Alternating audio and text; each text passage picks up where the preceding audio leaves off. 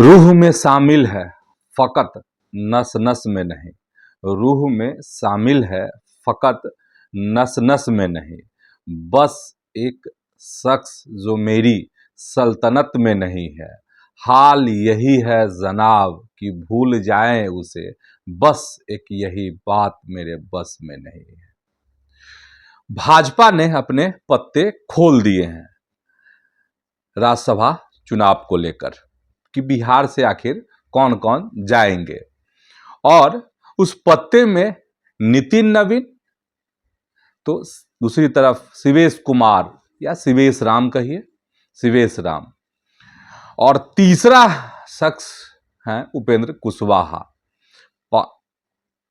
लेकिन सबसे बड़ा सवाल अब यह है इसमें कि पवन सिंह को गच्चा किसने दिया? क्या फिर भाजपा ने धोखेबाजी कर दी पवन सिंह के साथ? और आखिर है क्या सच्चाई, क्यों पवन सिंह चूक गए? तो आज सियासत में इसी को समझिए। प्रणाम, मैं हूं चंदन झा और आप देख रहे हैं प्रत्यंचा। तो पहले समझिए, नितिन नवीन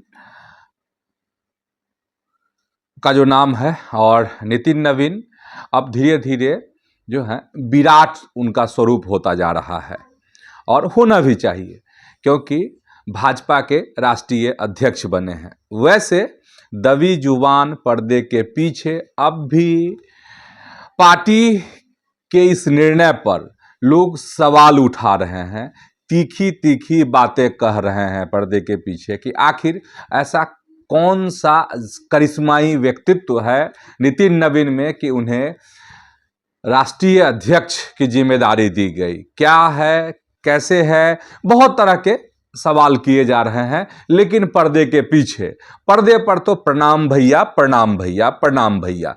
और खैर, ये तो सियासत है, चर्चा होगी ही, और मेरे बारे में भी चर्चा होती होगी और आपके बारे में भी चर्चा होती होगी। तो चर्चा का तो होना काम है, होना ही चाहिए। खैर, सबसे बड़ी बात यह है कि विराट, जो जिस शब्द का मैंने इस्तेमाल किया है, और कि उनको विराट बनाना भी अब पार्टी को जरूरी है। और जरूरी है इसमें सबसे पहले उस थ्योरी की धज्जियां उड़ गई, जिस थ्योरी में यह बात कही गई थी कि अभी पिछले दिन जब बिहार विधानसभा का सत्र चल रहा था, बजट सत्र, और उसमें हिस्सा लेने के लिए आए थे नितिन नवीन, उन्होंने जब भाग लिया उसमें, तो एक थ्योरी गढ़ी गई, कुछ पत्रकारों ने गढ़ी कि यही है भाजपा का सीएम चेहरा। अब समझ में आया ना कि भाजपा का सीएम चेहरा नितिन नवीन नहीं है, राष्ट्रीय अध्यक्ष हैं वो। और राष्ट्रीय अध्यक्ष एक बड़ी जिम्मेदारी है, गरिमामयी जिम्मेदारी है, ऐतिहासिक जिम्मेदारी है, और नितिन नवीन का इतिहास में नाम दर्ज हो गया है। अब सवाल ये है कि नितिन नवीन को विराट बनाने की कोशिश हो रही है, और हो रही है इसलिए क्योंकि अगर विराट नहीं बनेंगे तो जो दबी जुबान, जो पर्दे के पीछे अभी चर्चा है कि नितिन नवीन इसके लायक नहीं, इसके काबिल नहीं है इस पद के, तो इसलिए पार्टी की मजबूरी भी है कि उनको विराट बनाया जाए। और विराट बनाने के लिए जरूरी है कि पटना से उनको आगे ले चला जाए, मतलब दिल्ली ले चला जाए। तो पहली थ्योरी कि मुख्यमंत्री कैंडिडेट नहीं है। भाजपा का अगर मुख्यमंत्री कैंडिडेट कोई होगा तो कोई छुपा रुस्तम होगा, जिसको हम सब और आप यह समझते हैं कि यह किसी काम का नहीं है, इसमें वह बात नहीं है। ऐसे लोग हो सकते हैं कि भाजपा के सीएम कैंडिडेट हों, अगर भाजपा को ऐसा मौका, ऐसा अवसर मिलता है तो। वैसे मुझे इस जो बात समझ में आ रही है कि भाजपा को फिलहाल लोग आंकड़े, गणित जोड़ रहे हैं, घटा रहे हैं, गुना भाग कर रहे हैं, लेकिन बिहार में भाजपा को फिलहाल यह मौका नहीं मिल पाएगा तब तक जब तक तक नीतीश कुमार इस धरती पर हैं तब तक। और ये वोट का कमाल है, ये वोटरों का लगाव है नीतीश कुमार से, जो संभव नहीं हो पाएगा। चाहे बीजेपी जो भी दांव लगा दे, जो भी उसमें पेच लगा दे, जो भी सियासी चाल उसमें खेल दे, फिलहाल यह संभव नहीं है। और तो पहली थ्योरी जो लोग गढ़ रहे थे कि नितिन नवीन नहीं है, लेकिन नितिन नवीन को विशाल बनाने की कोशिश तो जरूर हो रही है। विशाल बनाने की कोशिश जो हमने कहा भी है कि होनी भी चाहिए। अब देखिए, नितिन नवीन अगर दिल्ली अब जाना ही है उनको, राज्यसभा सांसद बनेंगे तो उनकी छवि बड़ी होगी, और वह जो भनभनाहट, जो तरह तरह की बातें होती हैं, वह खत्म हो जाएगी। और इस वीडियो में हम नितिन नवीन पर और बात नहीं करना चाहते हैं कि कैसे उनको यह पद मिला, क्या हुआ, कैसे हुआ। अब वक्त उसका नहीं है। वक्त यह है कि नितिन नवीन राष्ट्रीय अध्यक्ष हैं तो हैं। चलिए, अब हम लोगों को समझ में बात ये आ गई कि आखिर क्या, क्यों और कैसे। अब चलते हैं दूसरे नाम पर, जिनको भाजपा ने राज्यसभा का अपना प्रत्याशी बनाया है बिहार में। वो हैं शिवेश राम, बहुत ही सौम्य। और एक खास बात और भी है नितिन नवीन और शिवेश राम में, कि दोनों के पिताजी जो हैं भाजपा से जुड़े रहे हैं, भाजपा के कद्दावर नेता रहे हैं, कर्मठ नेता रहे हैं। अब शिवेश राम के जो पिताजी थे मुन्नी लाल, वह अटल बिहारी वाजपेयी जब प्रधानमंत्री हुआ करते थे उस समय में वह मंत्री हुआ करते थे। तो इस तरीके का लगाव, पार्टी के प्रति समर्पण इस परिवार का रहा है। और शिवेश राम जो हैं संगठन में बहुत दिखावे में विश्वास नहीं करते हैं, बहुत जमीन से जुड़े हुए नेता, सबके साथ चलने वाले नेता, बहुत सौम्य चेहरा। और शिवेश राम की खासियत यह भी है कि कोई हनक नहीं, एकदम लगता है कि वह जमीन से जुड़े हुए हो। का ये नहीं मन में कि हाँ हम आईएएस के बेटा हैं, उनके पिताजी आईएएस हुआ करते थे, मंत्री रहे उनके पिताजी, लेकिन वो बात नहीं है।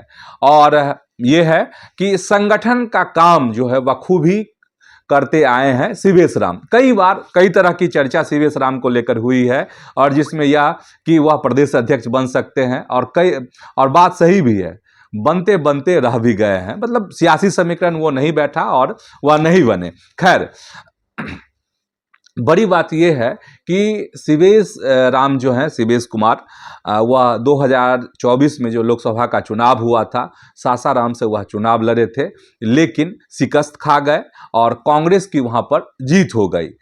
मनोज राम से वह चुनाव हार गए।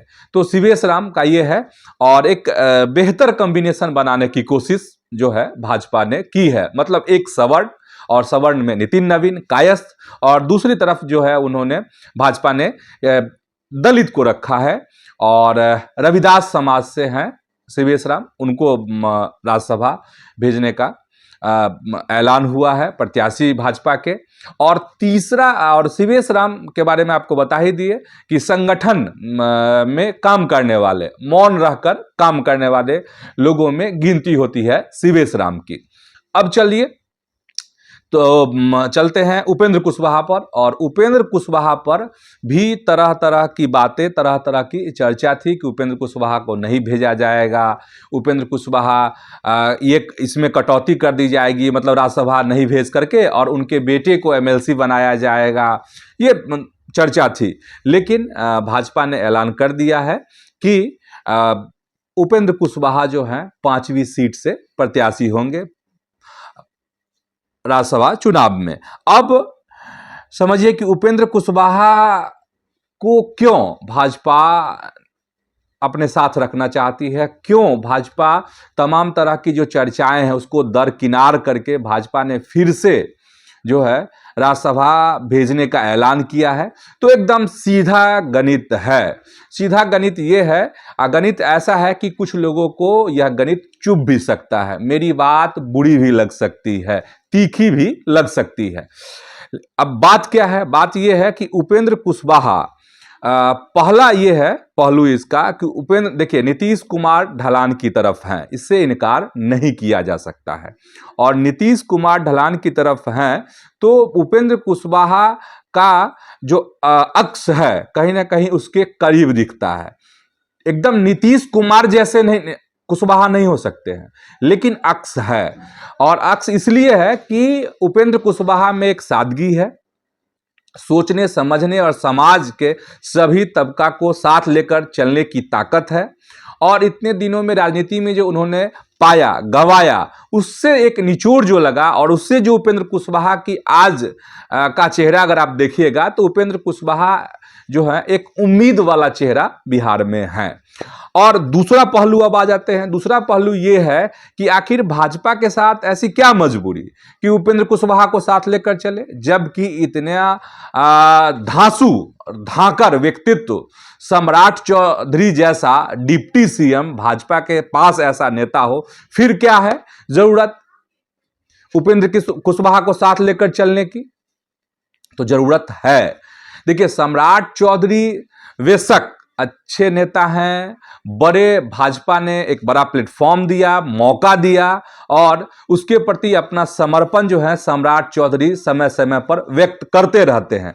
लेकिन जो बात उपेंद्र कुशवाहा में है, अब भी हम डिप्टी सीएम हैं, वो कद्दावर नेता भाजपा के बन गए हैं सम्राट चौधरी, लेकिन उपेंद्र कुशवाहा वाली जो बात है, जो सोच है, जो समझ है, वो सम्राट चौधरी में नहीं है। और ये बात तीखी लगेगी जो उनके समर्थक हैं।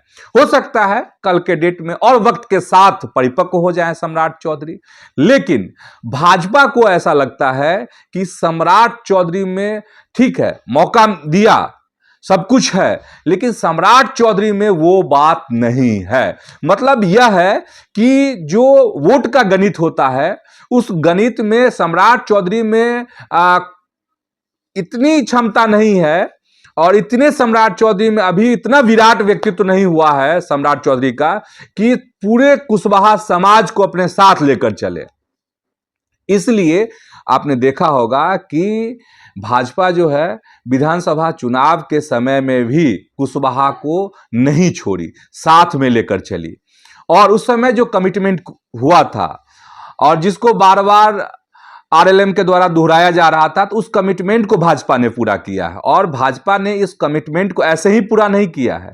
भाजपा को पता है कि ठीक है सम्राट जो है प्लस हैं, लेकिन अगर हम उपेंद्र कुशवाहा को छोड़ देते हैं, अगर वह छिटक जाते हैं, तो फिर जो कुशवाहा वोट है उसको संभालना मुश्किल हो जाएगा और तुरंत जो है अभी तेजस्वी यादव और लालू प्रसाद उस चीज को लपक सकते हैं। तो यह है समीकरण, सच्चाई, कड़वा समीकरण। और यह भी है कि उपेंद्र कुशवाहा अगर 5वीं सीट पर फाइट करेंगे और आरजेडी से खुद तेजस्वी यादव हो या कोई और प्रत्याशी हो, तो जो देखिए बिहार समाजवादियों का गढ़ रहा है, इससे आप इनकार नहीं कर सकते हैं। और उन वोटों को साधने में उपेंद्र कुशवाहा सफल हो सकते हैं। और जो गणित है वोटों का राज्यसभा चुनाव के लिए, जो 3 वोट कम पड़ रहे हैं, भाजपा को ऐसा लग रहा है कि उपेंद्र कुशवाहा उस चीज को संभाल सकते हैं। तो देखिए अब क्या होता है, एक बड़ी चाल है भाजपा की तरफ से भी। अगर जीत जाते हैं तो भाजपा हमेशा यह बात दोहराती रहेगी, एहसास दिलाती रहेगी कि देखिए हमने आपको राज्यसभा भेजा है। अगर हार जाते हैं तो भाजपा यह कह सकती है कि हमने तो मौका दिया, अब विधायकों ने आपका साथ नहीं दिया, आप इस तरह से समीकरण नहीं तैयार कर पाए, तो मेरी तो गलती नहीं है। यानी भाजपा का चित भी भाजपा का और पट भी भाजपा का। तो चलिए ये हो गई बात जो भाजपा ने जो चाल चली है बिहार में राज्यसभा चुनाव को लेकर। अब इंतजार है 2 तरफ से, और एक तो विपक्ष की तरफ से कौन होता है, और दूसरा जो है वो है आपको कि जदयू के में क्या होता है, नीतीश कुमार क्या निर्णय लेते हैं। 2 चर्चा है। और चर्चा ये है, एक चर्चा यह भी आपको कि ये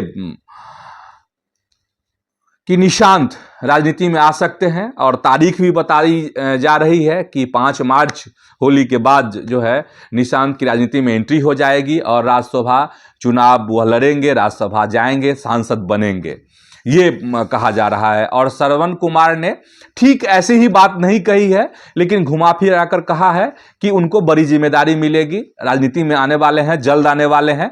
और एक जश्न का दौर भी जदयू में शुरू हो गया, कार्यकर्ता उत्साहित हो गए। पटना में जो जदयू ऑफिस है वहाँ मिठाइयाँ, लड्डू लोग बांटे, बधाई होली के साथ सब कुछ ये है। तो एक नई तस्वीर जो है वहाँ पर उभर रही है। अब ये है कि निशांत आ सकते हैं, तब ये सवाल खड़ा हो रहा है कि आखिर मनीष वर्मा जिनकी एक बड़ी संभावना थी, उनके साथ दगाबाजी किसने की, किसने? तो किसी और वीडियो में बात करेंगे। लेकिन अगर निशांत आते हैं तो मनीष वर्मा के साथ दगाबाजी, ठीक वैसे ही जैसे पवन सिंह के साथ भाजपा में दगाबाजी हुई है। और हम पवन सिंह पर आएंगे, लेकिन उससे पहले एक चीज और बस फटाफट आपको बता देते हैं कि दूसरी चर्चा, उम्मीद और खबर यही है कि रामनाथ ठाकुर, कर्पूरी ठाकुर के बेटे फिर से रिपीट किए जाएंगे। हरिवंश नारायण सिंह को मौका नहीं मिलने जा रहा है, यह है। हालांकि अभी आधिकारिक घोषणा जदयू की तरफ से नहीं हुई है। अब हम आ जाते हैं किस पर? पवन सिंह पर। पवन सिंह के साथ आखिर क्या हो गया? क्या वाकई में बिहार में भाजपा जो है राजपूत नेताओं के साथ नाइंसाफी कर रही है, राजपूत के साथ जो है गलत हो रहा है? तो अब पवन सिंह, इस तरह की चर्चा शुरू हो गई है। सोशल मीडिया पर तरह तरह के रिएक्शन, प्रतिक्रियाएं आ रही हैं कि पवन सिंह के साथ फिर से धोखेबाजी हुई है, ठीक वैसे ही जैसे कि लोकसभा चुनाव के समय में 2024 में हुआ था कि आसनसोल से टिकट देकर फिर टिकट काट दिया गया और वह निर्दलीय काराकाट से चुनाव लड़े। अब यह है कि पवन सिंह के साथ दगाबाजी हुई है कि नहीं, राजपूतों को ठगा है भाजपा ने, क्या है इसको? तब देखिए, जो पवन सिंह हैं, पवन सिंह के साथ जो है भाजपा ने कहा जा रहा है कि दगाबाजी नहीं की है। अब सवाल ये है कि कैसे नहीं की? दगाबाजी तो हुई कि पहले से बात चल रही थी कि राज्यसभा भेजे जाएंगे। अब इसमें कहा जा रहा है कि पवन सिंह के साथ जो लफड़े हैं, एक तो पत्नी के साथ जो उनका विवाद है वो, दूसरा जो महिलाओं के साथ, महिला कलाकारों के साथ जो पिछले दिन स्टेज पर जो कुछ तस्वीर उभर करके आई, उससे कहा जा रहा है कि अगर भाजपा पवन सिंह को उतारती तो भाजपा का मतलब नुकसान होता भाजपा को। तो बहुत चीज सोच समझकर भाजपा ने ये फैसला लिया है। अब सवाल ये है कि वाकई में राजपूतों के साथ अन्याय हो रहा है क्या? तो राज्यसभा अगर पवन सिंह नहीं गए हैं तो अन्याय को आप ऐसे समझ सकते हैं कि अगर एनडीए के लिहाज से देखेंगे तो लवली आनंद राजपूत समाज से टिकट मिला, सांसद बनी। जनार्दन प्रसाद सिग्रीवाल टिकट मिला भाजपा से, इनको लवली आनंद को जदयू से मिला था, और सिग्रीवाल जो है भाजपा से सांसद हैं। राधा मोहन सिंह सांसद हैं। आपको आरके सिंह टिकट मिला, चुनाव हार गए आरा से। सुशील सिंह औरंगाबाद से भाजपा ने टिकट दिया, चुनाव हार गए। राजीव प्रताप रूढ़ी टिकट मिला, लोकसभा सांसद हैं आपको सारण से। बीना देवी एलजेपीआर, रामविलास पासवान की जो पार्टी है, चिराग पासवान की जो पार्टी है, उससे टिकट मिला वैशाली से, वह सांसद हैं। तो इतने सांसद आपको लोकसभा से एनडीए में हैं। तो राजपूतों के साथ भाजपा के नेता कह रहे हैं कि अन्याय कैसे हो गया, ठीक है। लेकिन यह है कि आखिर पवन सिंह के साथ ऐसा बार बार क्यों हो जा रहा है, यह भाजपा के लिए बड़ा सवाल है और राजपूत समाज के लोग सवाल करेंगे और इस सवाल का जवाब जो है भाजपा को देना होगा कि आखिर पवन सिंह का कैसे वह इस्तेमाल करेगी, पवन सिंह को क्या कौन से पद दिए जाएंगे, कौन सी आखिर जिम्मेदारी दी जाएगी। तो इसके लिए मुझे लगता है कि इंतजार करना पड़ेगा। अभी भाजपा यही कहा जा रहा है कि भाजपा कुछ बड़ा करेगी पवन सिंह के लिए। चलिए ठीक है, जब बड़ा होगा तो बताएंगे। अब सवाल आरजेडी का, विपक्ष का, कि आखिर विपक्ष के दल क्या करेंगे, कौन उम्मीदवार होगा। चर्चा यही कि तेजस्वी यादव उम्मीदवार हो सकते हैं। अब देखने वाली बात है कि क्या होता है। वैसे कहा जा रहा है कि बहुत जल्द, मतलब होली है, होली के जस्ट बाद जो है 5 तारीख को फैसला आ जाएगा आरजेडी के तरफ से भी। तो जदयू और आरजेडी का फैसला आधिकारिक रूप से अभी नहीं हुआ है, तो देखिए कौन सी तस्वीर उभरती है। लेकिन जो राज्यसभा का चुनाव है वाकई में बिहार का, वो बहुत ही दिलचस्प है। तो फिलहाल आज के सियासत में इतना ही। ऐसे ही आप प्रत्यंचा के साथ जुड़े रहिए। यूट्यूब पर इसको सब्सक्राइब कीजिए, फेसबुक पर प्रत्यंचा के पेज को आप फॉलो कीजिए। वीडियो विश्लेषण अच्छा लगा हो तो लाइक कीजिए, शेयर कीजिए। धन्यवाद, प्रणाम।